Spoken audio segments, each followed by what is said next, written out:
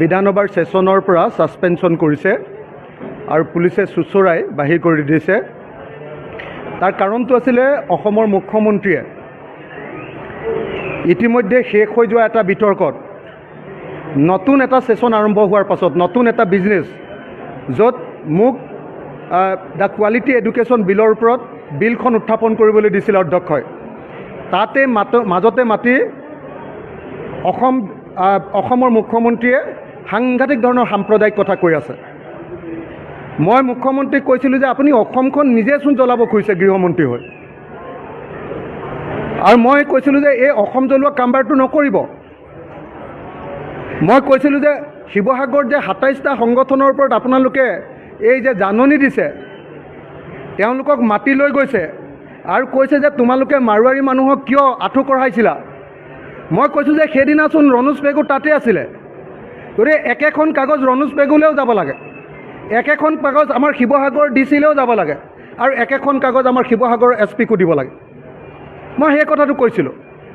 মই কৈছিলোঁ যে অসমৰ মুখ্যমন্ত্ৰীয়ে যি ধৰণে অসমত সাম্প্ৰদায়িক সংঘাত লগাব খুজিছে আৰু তেওঁৰ গোটেই বাহিনীক লগাই দিছে।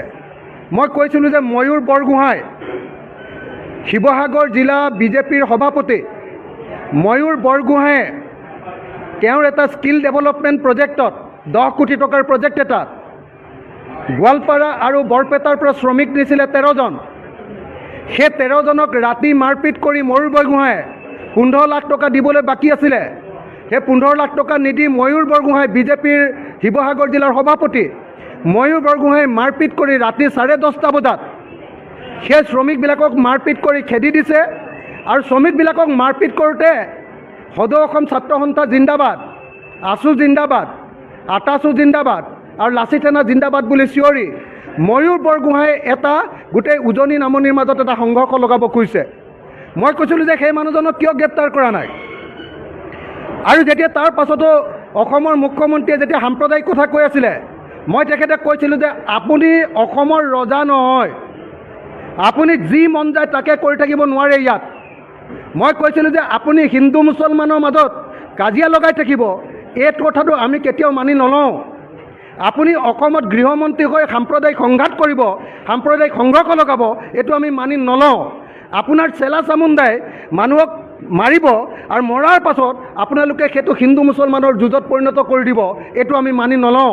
এই বুলি কোৱাৰ কাৰণে মোক সংসদৰ পৰা বিধানসভাৰ পৰা বাহিৰ কৰি দিছে। মই কৈছিলোঁ যে আপুনি গৃহমন্ত্ৰী হিচাপে ব্যৰ্থ হৈছে, আপুনি পদত্যাগ কৰক।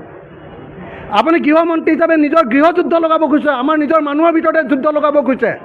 আপুনি ষড়যন্ত্ৰকাৰী, আপুনি সংবিধান ভংগকাৰী, আপোনাক গ্ৰেপ্তাৰ কৰিব লাগে, আপুনি পদত্যাগ কৰক। এই প্ৰশ্ন মই বিধানসভাত উত্থাপন কৰিছিলোঁ আৰু উত্থাপন কৰাৰ কাৰণে মোক বাহিৰ কৰি দিছে।